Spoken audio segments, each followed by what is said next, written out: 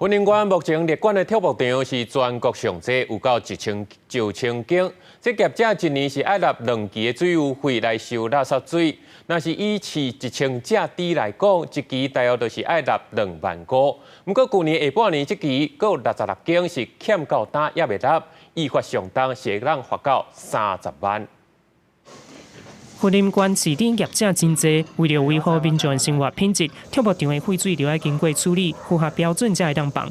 根据污染者付费原则，政府对106年开始征收1年2届的水污染防治费，也毋过有业者认为费用伤悬。无啊，到政府规定的费用嘛就爱纳啊，感觉较无合啦。因为咱的市场就经过开足侪钱费去处理啊，伊成本足贵啊，合法就是佫叫做事故费。有业者表示，饲1000只猪，一期爱纳25,000块左右的水污染防治费。也有真侪业者是透过代书协助办理，煞无说离过期。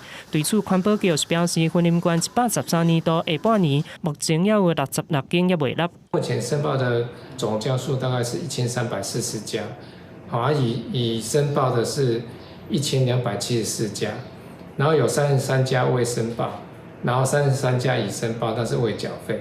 还是呼吁这些就是还没有完成申报的业者，赶快尽速申报。环保局表示，业者若超工照相无纳钱，会当依水污法处6000块以上30万以下罚款；若顺业废水无经过处理，就凊彩排放，造成放流水超标等行为，会当处6万块以上2000万以下罚款。呼吁业者爱遵守相关的规定。公司新闻综合报道。